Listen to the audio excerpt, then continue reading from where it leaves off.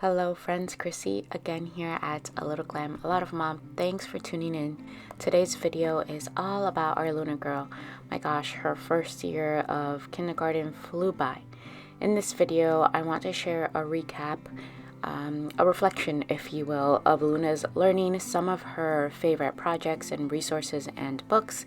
And as a bonus, I'm also sharing the resources we've picked for her second year of kindergarten. In our home, we do 2 years of kindergarten, just making sure we're taking our time to lay down those strong foundations and just enjoying childhood.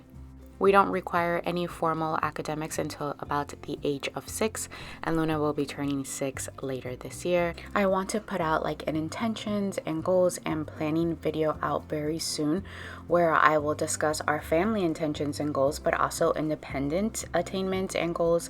And so in that video, I'll explain more, but basically in a nutshell, for Luna's K2 year, we're just preparing for reading. So I just want her to fall in love with more books, open her eyes to all the living math around her, grow as naturalists, grow as spiritual beings, and just enjoy childhood. Take it slow. If you go back to my beginning videos on YouTube, you'll see Luna was a little baby. She wasn't even walking yet. Time goes by fast. This is my last kindergartner, you guys. This is the last of these years, and you better believe that I'm going to savor them. So Luna was 4 going on 5 last year when we started this pre-K course book by The Good and the Beautiful. Luna enjoyed it because she wanted something of her own, but I'll be honest that she did not retain too much of this. Another workbook she enjoyed is this zoology sticker activity book by Nat Geo Kids. All of my babies have enjoyed these Nat Geo sticker activity books. They're just great for anything science related. And she's just about to completed this scissor skills workbook too.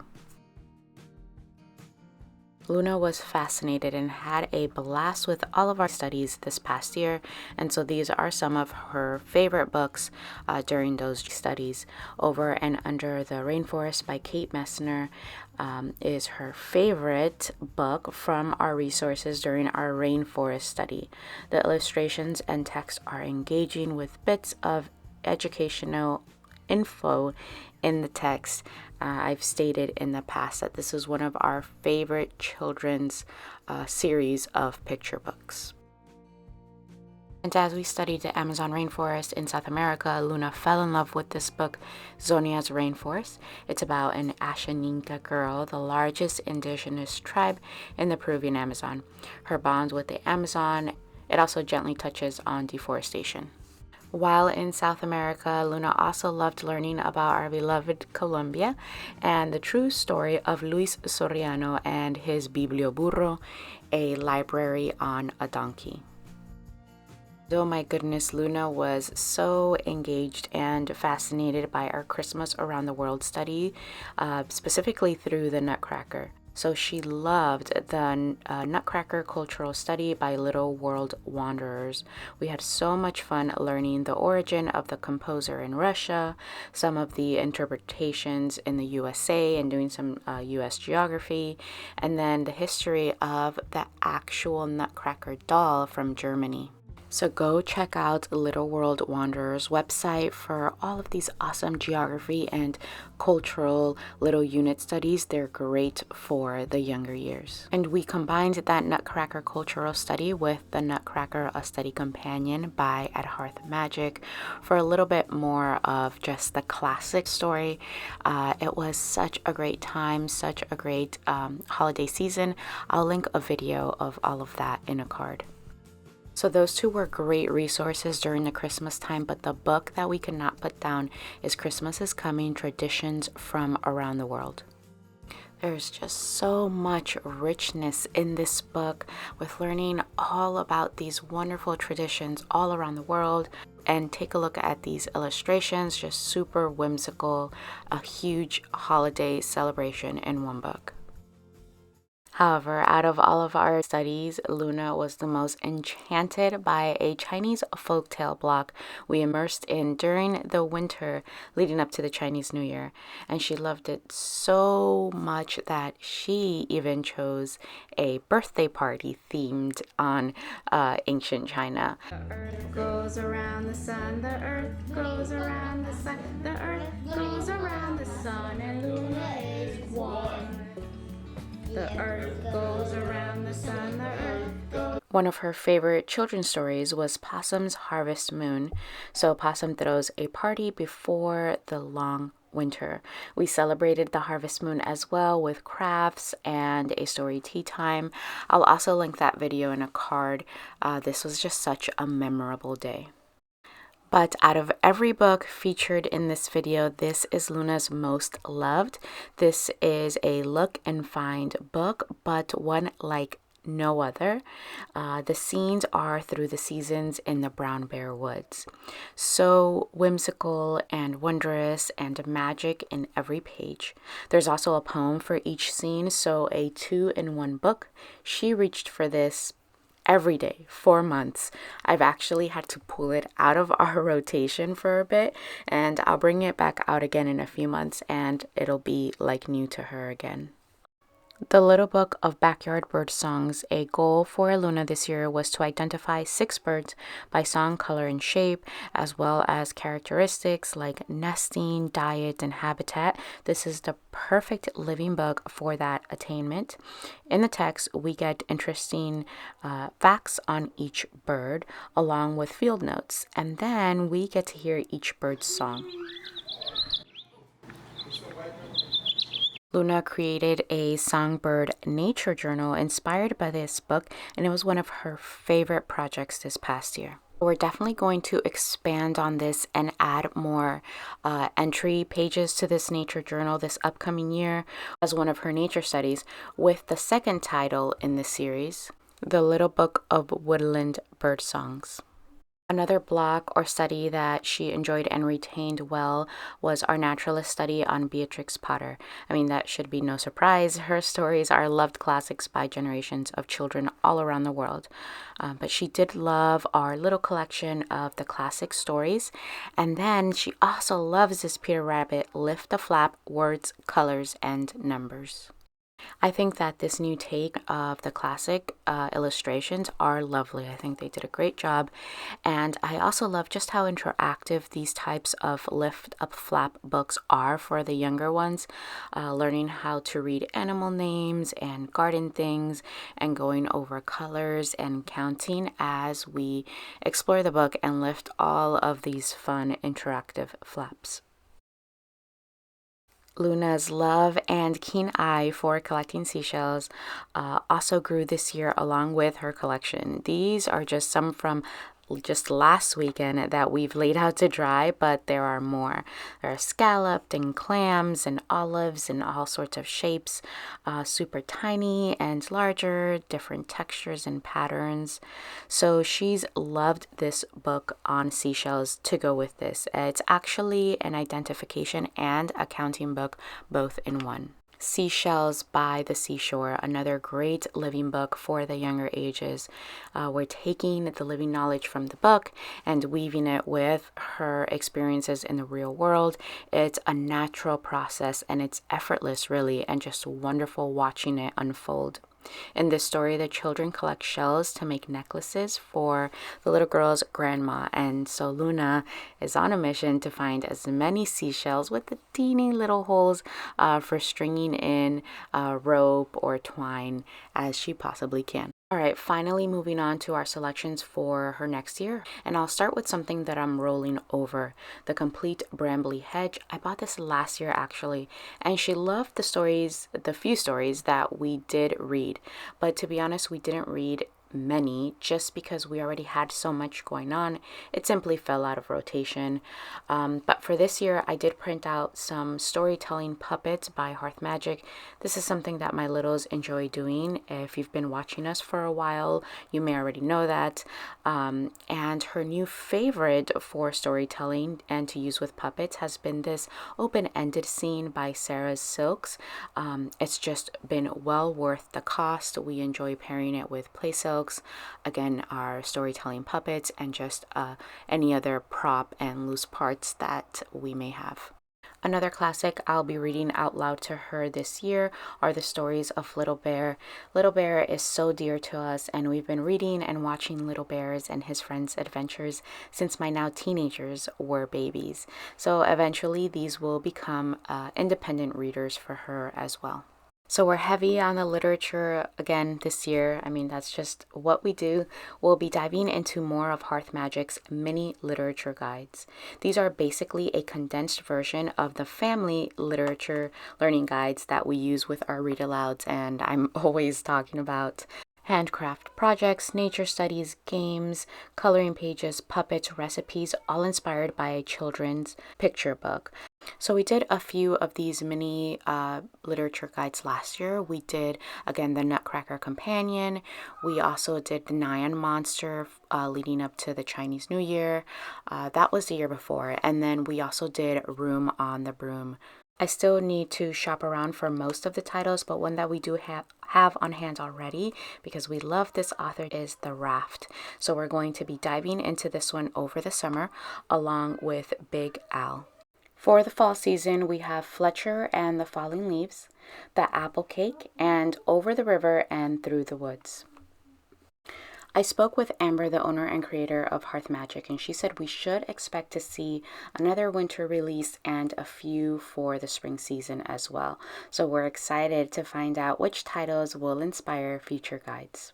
And by the way, how I organize or store these guides is in our seasonal binders, so you'll be seeing more of these in our seasonal videos. So at this age, we don't need a language arts curriculum. They get everything they need through literature.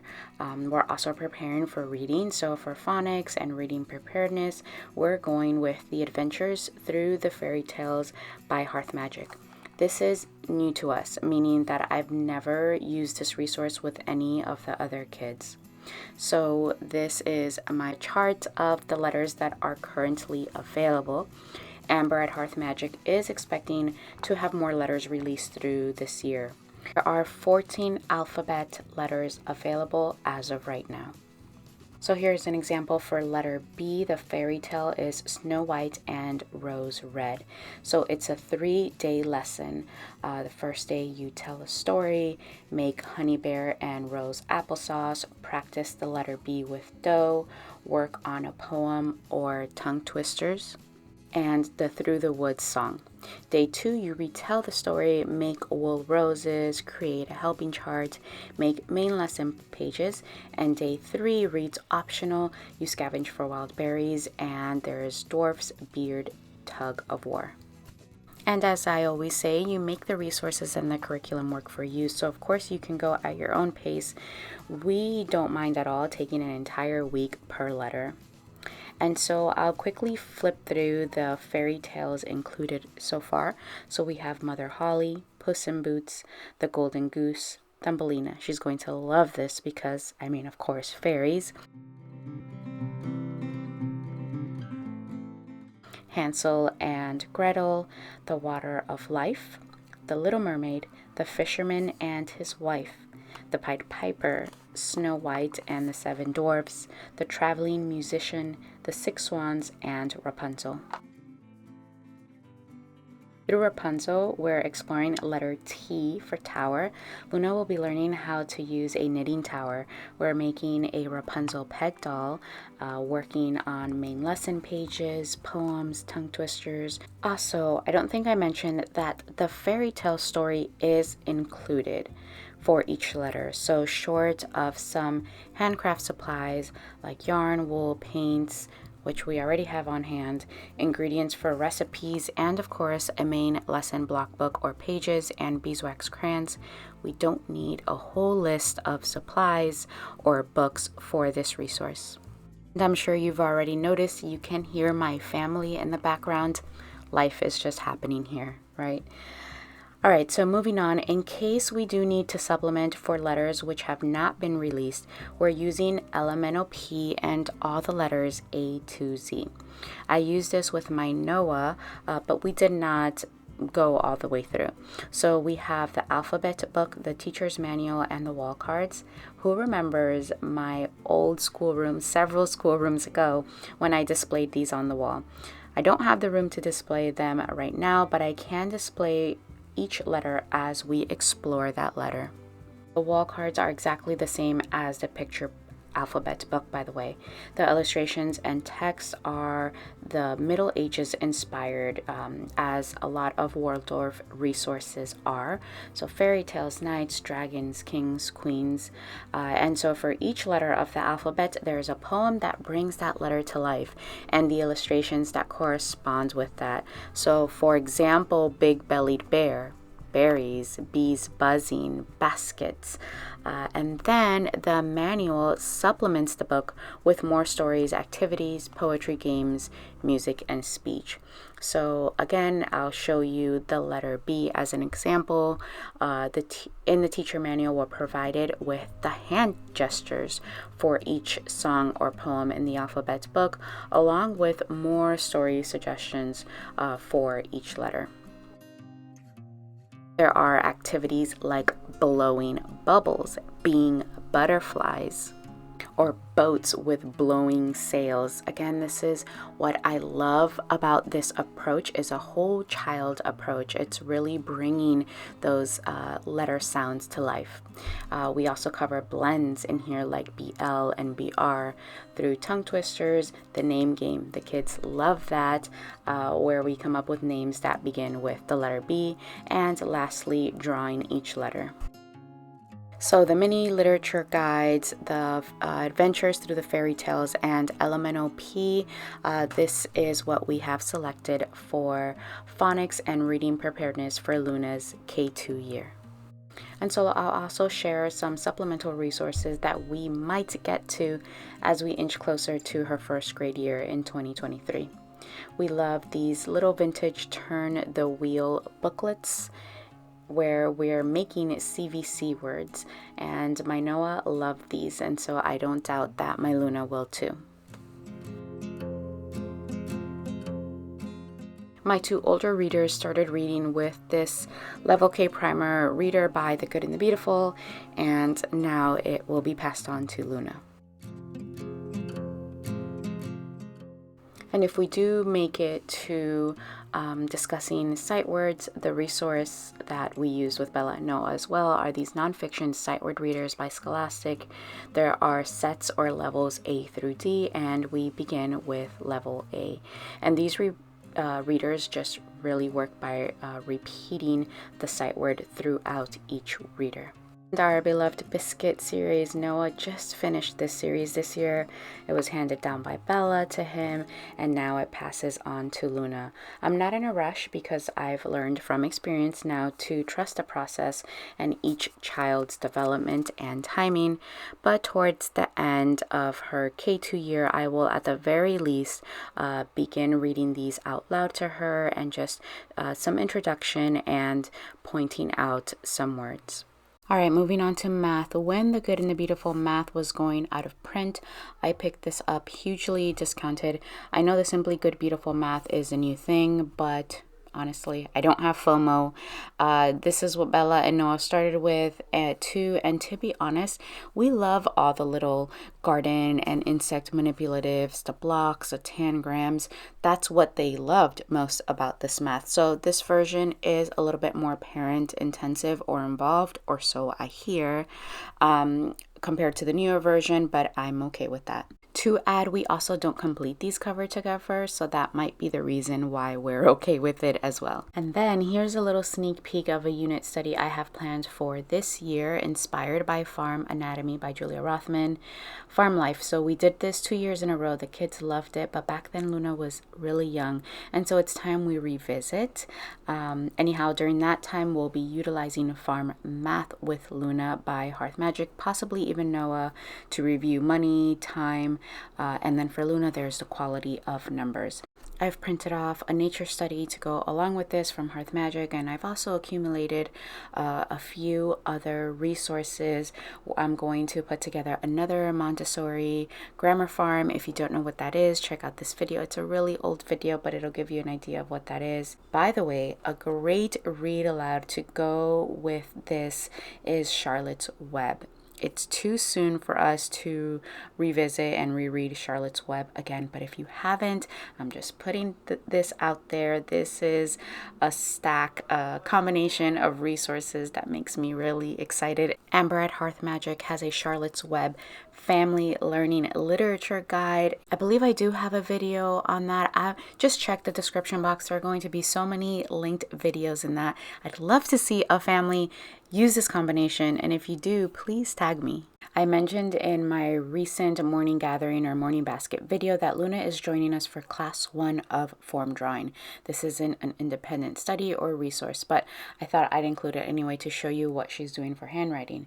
So for class 1, the exercises are to develop hand-eye coordination, dexterity of the hand, preparation of handwriting skills, observation skills, ability to compare, sensitivity to contrasting forms, spatial orientation, inner sense of balance. It's exactly what gets me so excited about this type of learning and this philosophy. It's a whole child approach. There's movement, there's math, there's art. Love form drawing. And then after form drawing, she'll probably start the Good and the Beautiful handwriting. I have several PDF versions of the younger age levels that Bella and Noah did, and they seem to enjoy it, so that's probably what we'll do for Luna as well. Besides the Good and the Beautiful Math K, there aren't many workbooks in our rotation this year, so to fill in that gap, mostly for record keeping and portfolios, but also because Tuesdays are our library days. We're at the library for the teens to meet with a research group. We're there for 3 hours, and so I like to have workbooks and resources that I can stuff in a bag for the younger children, and we get school done within those hours. Anyway, I found these vintage workbooks at the library for 25 cents each. We have several for math and several for phonics, reading, writing. And there's also handwriting and tracing in these. Love the vintage schoolhouse look to these, keeping it super simple. I'm glad I found these. That's it. That was a recap of Luna's first year of K and what we have planned for her second year of K. I'm sure most of you are already familiar with this, but you won't expect to see too many curriculum pick videos. I know that's really the hot topic and what's trending right now, with the exception of my teenagers, because of course as they're preparing to finish high school, they require a lot more academic rigor. Also keep in mind that we're year-round homeschoolers, so we're not following the traditional public school schedule where we're ending our year right now and preparing for a new one. However, I was thinking about putting out a video of how I homeschool plan for a new year. Of course, I'll have a haul here and there. I do have a high school video coming up where I group both of my teenagers together. We'll have a few more recap and favorite videos, so stay tuned, subscribe if you haven't already, like this video, and thanks so much for your love.